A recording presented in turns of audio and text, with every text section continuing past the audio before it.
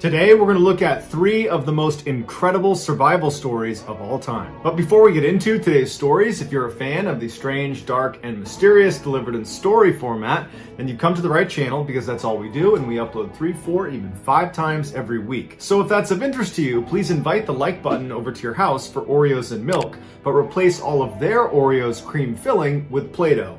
Also, please subscribe to our channel and turn on all notifications so you don't miss any of our weekly uploads. All right, let's get into today's stories.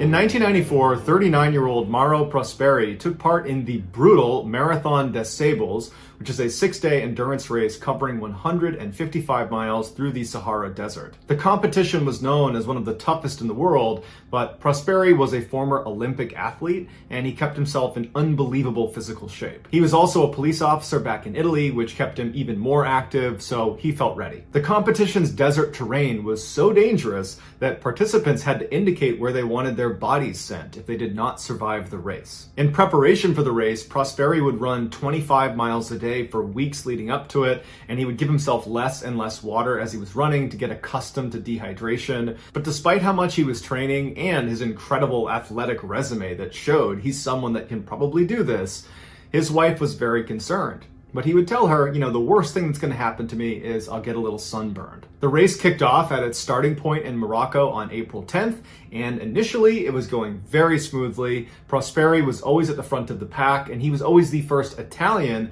to finish that day's stage. And so when he would finish, he would go to his tent and he'd put an Italian flag on the outside to show the other Italians doing the race where they could find him to come inside and chat. And he would say that part of the race was really fun. Then things went wrong on the 4th day during the longest and most difficult phase of the race. When he set out that morning, it was already very windy, and he found himself in this section between these 2 big sand dunes, and the pace setters had already gone way ahead, so he's totally alone. And then out of nowhere, this massive sandstorm kicks up and completely blinds him. He can't go anywhere because he can't see where he's going, and so he manages to kind of feel his way to this rock, where he gets down behind this rock, and he thinks to himself, I'll just wait it out and then continue on.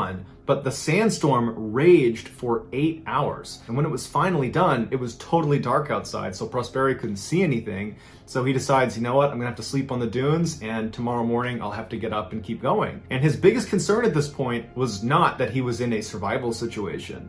It was, man, I was in 4th place in this race, and now with this huge setback, I'm probably gonna finish last. And so when he went to sleep that night, all he was thinking about is, man, I gotta get up and go as fast as I can so I don't finish last tomorrow. But when the sun came up the next morning, Prosperi looked around and he realized he had a much bigger problem. The sandstorm had been so strong, it had completely altered the landscape. The dunes had all moved around. He had no points of reference. And so even though he had a map and he had a compass, he had no way to orient himself, so he had no idea what direction to go. Anybody that competed in this race really needed to be self-sufficient, and so Prosperi had a knife, he had plenty of dehydrated food, he had a sleeping bag, but he had very little water. He had about a half bottle of water, because at each of the checkpoints during the day, the race officials would give you all of this water, and the idea was you would drink it all by the time you got to your next checkpoint.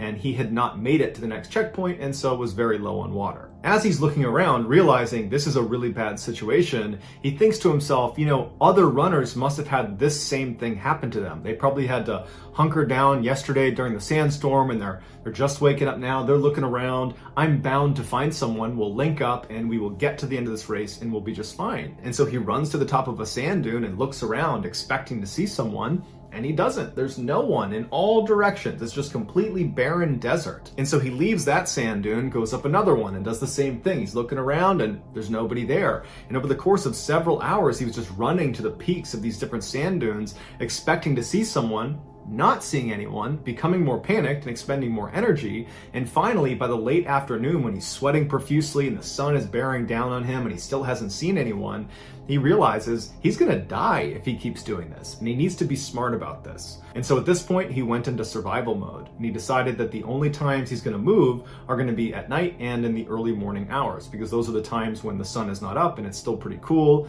and he can conserve energy that way.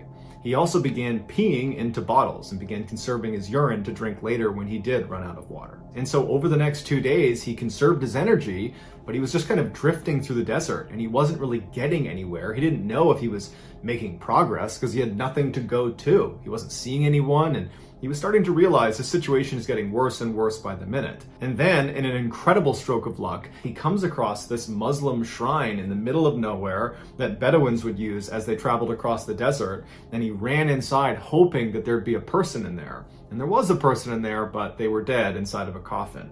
But he was happy that he now had shelter over his head, and this felt like progress. He began taking stock of his new surroundings, and when he was inside the shrine looking up into the ceiling, he saw it was lined with hundreds of bats. And at this point, he's really hungry, he's really thirsty, and so he climbed up into the rafters and began grabbing handfuls of bats and drinking their blood. After drinking the blood of 20 bats, he used some of the wood that was inside of the shrine, and he built a fire outside, and that would be his way to signal planes and helicopters going overhead that he assumed would be out looking for him. And so he sets the fire and he comes back inside expecting, over the next couple of days someone's bound to find him, but nobody does. And 4 days go by, and 3 separate times a plane or a helicopter flew directly over him. He's got his fire going, he's out there flagging him down, but nobody saw him. And so at the end of those 4 days, he's now been out in the desert roaming around for nearly a week, and he's starting to realize that this is the end. He's not going to survive this. No one knows where he is. No one's seen him so far. He's running out of supplies.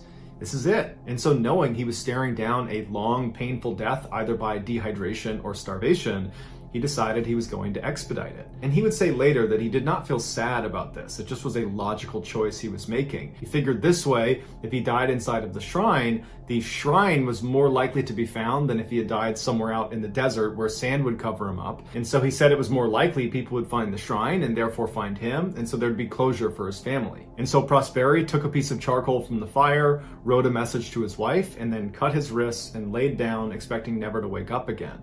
But the next morning, he woke up, and he had barely bled because his blood was too thick. He literally could not bleed to death. He took this as a sign that he was supposed to live, and he suddenly felt motivated to survive. He decided to leave the shrine and follow the advice that one of the race organizers had given all of them at the start, which was, if you get lost, follow the clouds you can see just beyond the horizon at dawn. There you will find civilization. So Prosperi hopped up and began heading towards what he believed were those clouds. He walked for days in the desert, grabbing snakes and lizards off the ground and eating them raw. He said his inner caveman came out, like his primal desire to live, and he had no problems eating the things he was eating. Prosperi grew so dehydrated he couldn't even urinate anymore, so he began drinking the liquid inside of succulents that grew inside of dried up riverbeds, and he also began sucking out the moisture in his wet wipes that were in his backpack. On the 9th day, Prosperi saw a little shepherd girl off in the distance, and she saw him, and she was scared of him, and she turned and ran away. And at first, Prosperi is devastated because he has no strength to chase after her, but she had actually gone down to her tribe and told them about this strange man wandering the desert, and they came running up over the dunes, and they brought him in, and they gave him food and drink, and they sent someone to get police. After police picked him up and brought him back to their headquarters, he discovered he had walked over 181 miles from where he had gotten lost on the course all the way to Algeria. His family and race organizers had gone out looking for him after he went missing, but all they ever found was his shoelace, and so they assumed he was dead. It would take him 2 years to fully recover from this ordeal, but after he did, he went on to run 8 more desert races. In 2012, 35-year-old Jose Alvarenga was an extremely experienced fisherman, having spent years and years commercially fishing. In November of that year, Jose volunteered to do a 30-hour deep-sea fishing shift for his company off the coast of his hometown in Mexico. He hoped he'd be able to catch some sharks, marlins, and sailfish, 3 of the more lucrative fish you can catch. Unfortunately, the guy Jose usually went deep sea fishing with was not able to go at the last minute, but Jose still really wanted to go out and do this shift, and so he took the only other fisherman in their company that was willing to go or that could go, and it was a 23-year-old, extremely inexperienced, brand new fisherman named Ezequiel Cordoba. And while Jose knew he was not going to be a huge asset out on the seas, he figured, it's a short trip and we're not that far off from shore, so you know what, he's fine, I'll take him. On November 17th, the pair set out on their 24-foot fiberglass skiff with a small motor. On board were various fishing tools, a radio, and a large icebox to hold all the fish they were going to catch. Once they reached the area they were going to be fishing, their trip immediately started paying off, and within just a couple of hours, they had already almost completely overloaded the icebox. Their luck was so good that when they saw a storm coming in, they decided to wait and continue to catch as many fish as they possibly could before heading in at the very last minute. But the storm that was rolling in was like the storm of the century, and by the time they did turn around to head into shore, it was too late. They got caught up in this wicked storm where the rain was so intense they literally could not see to shore. They tried to use their compass and other instruments to navigate to shore, but between the winds and the waves and the fact that their boat was so heavy from the nearly 1,000 pounds of fish they had caught, they were just really unable to get anywhere near shore. When the storm just continued to rage and they were just kind of floundering in the water, they decided they needed to dump their catch. So they dumped all 1,000 plus pounds of fish back into the water. But even then, with a more agile boat, the storm was so severe they just could not navigate effectively. And so Jose turned off the engine and told Ezekiel that their best chance here was to just wait it out. And once it was done, they would head back into shore. But that storm continued to rage for 5 days. The torrential rain never stopped, the waves were huge, the winds were awful, and before long they were getting pulled out to sea and had no idea where they were. Now they had only planned to be out for 30 hours, so they did not have much in the way of supplies. And so after a few days they had run out of food and they had run out of water, but luckily because it was raining so much they were able to drink the rainwater. But the real immediate problem they were facing is over the course of those 5 days, the storm was just battering their boat, and by the time the storm cleared, their boat was ruined. Their motor had been torn off and was just gone, their electronics were busted, and all of their fishing gear was either damaged or gone. There was enough charge in the radio for Jose to call back to his boss on the mainland and send a mayday message, but the radio died before they got a return message, so they weren't able to confirm if anybody on land was going to come looking for them. Left with minimal supplies, no radio, no motor, Jose and Ezekiel just had to hope somebody on the mainland heard their message, and they slowly began to adjust to life at sea. Jose was able to leap into the water and catch turtles, fish, seabirds, and jellyfish with his bare hands, and so that's what they ate. And then the two of them would try to catch rainwater whenever they could, but the majority of the time they had to drink their own urine and turtle blood. Despite their initial optimism that their boss had probably heard their mayday message and would be sending people out to get them, as days turned into weeks and weeks turned into months, they realized that probably no one was coming to find them. Now their only hope was a plane spotted them flying overhead, or perhaps they could drift into a shipping lane and a boat could spot them. But without any way of navigating their boat, they really were just leaving it up to luck. Despite their dire situation, Jose stayed really positive and he focused on catching food and catching water, and he tracked the time really diligently by tracking the phases of the moon. Ezekiel, however, just did not have a significant role on the boat because he just wasn't skilled enough, and so he found himself sitting in the boat most of the time doing a whole lot of nothing, and he fell into a deep depression. He was not accustomed to being out on the water the way Jose was. Jose had been raised on the water. He practically only ate seafood, and a lot of it he ate raw. So in a way, Jose was kind of at home, Ezekiel was not. And then by the 4th month, Ezekiel just could no longer stomach the food they were eating. He would just get sick every single time. And so he just kind of gave up and he stopped eating. And even though Jose urged him to eat and would get him food, he didn't eat it, and eventually he starved to death. Even though Ezekiel was not a huge asset in terms of helping them survive, he did provide Jose an enormous amount of comfort. It was like you had your partner in crime here. And then once he died, Jose was alone for the first time in nearly half a year, and he fell into a very dark depression. And for 6 days, he did not touch Ezekiel's body. He just sat there and stared at him and even contemplated taking his own life. But on the 7th day, he doesn't know what it was, but he had this sudden urge to want to survive.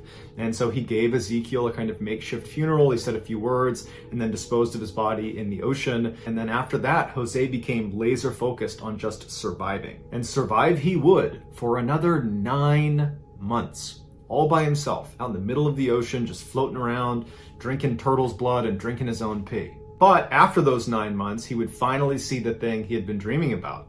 land. He had managed to drift all the way to the Marshall Islands. So he leapt out of his boat, he swam to shore, and there was a hut right on the beach. He knocked on the hut, and a couple came to the door, and they were totally shocked to see this guy. I mean, he didn't look too good, and they couldn't even believe his story. They couldn't believe that he had survived for so long in the water.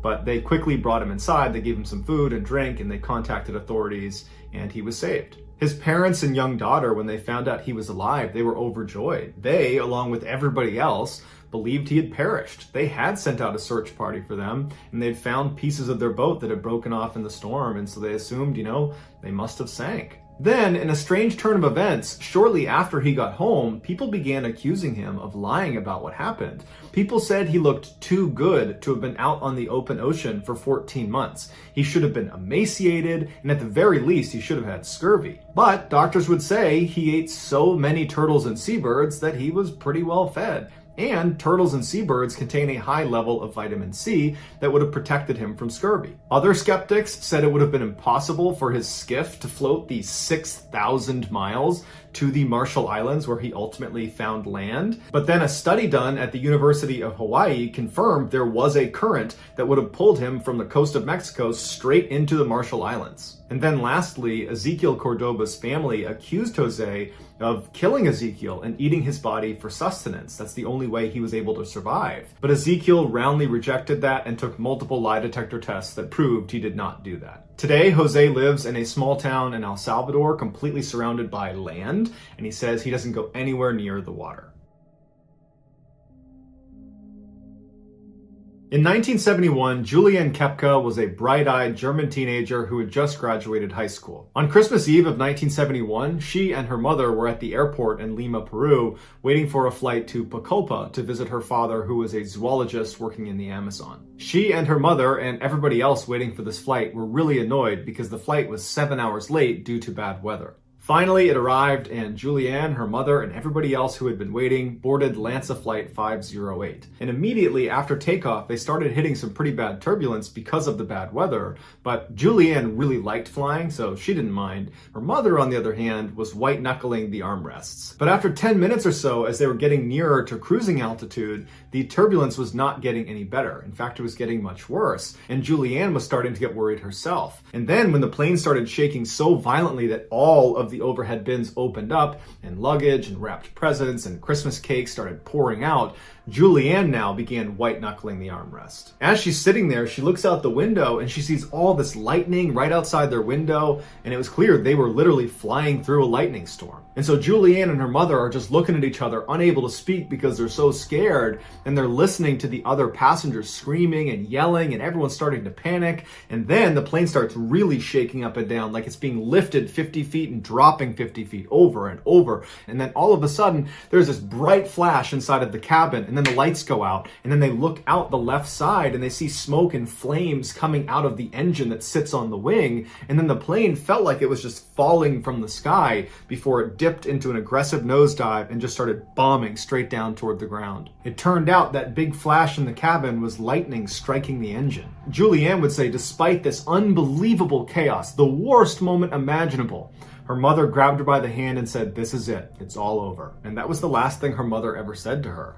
After that, all Julianne can remember is the sound of other passengers screaming and crying and the awful grinding sounds that the engines were making. And as she's listening to these horrible sounds getting ready to die, all of a sudden the noise just stops and she's outside of the plane. She's still strapped into her seat, but now she's in free fall away from the plane. And she remembers thinking how unbelievably lonely she was. And then she looked down and she saw the canopy of the jungle fast approaching, and she knew she was about to die, and then she passed out. She remembers nothing of the actual impact, but she would later find out the plane broke up 2 miles up. So she was in free fall for 2 miles in that seat before hitting the ground. She woke up the next day looking upwards towards the jungle canopy, and the first thing she said out loud was, "I survived." And she's looking around and she yells for her mother, but there's no one around her. No one yells back. And that's when she realizes, I'm all alone, and probably everybody, including my mother, is dead. She had somehow managed to not only survive, but only have a broken collarbone and some deep cuts in her leg. She could hear planes overhead that were most likely looking for the crash site and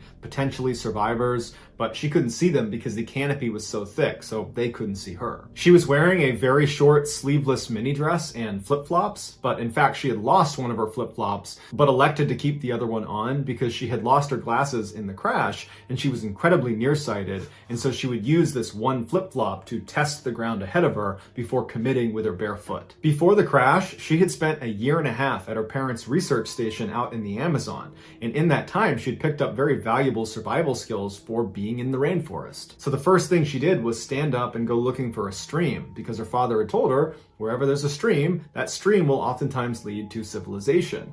And so she began walking, and sure enough, she found a stream. And instead of just walking next to the stream, she got in it and began walking directly in the middle of the stream, because her parents had told her that you're less likely to get attacked by a predator if you're standing in the water versus standing on land. She only walked a little ways before she came across the crash site. There was no bodies, it was just debris, and all she could find that was useful was a small bag of candy. So she took the bag of candy and continued walking down the stream.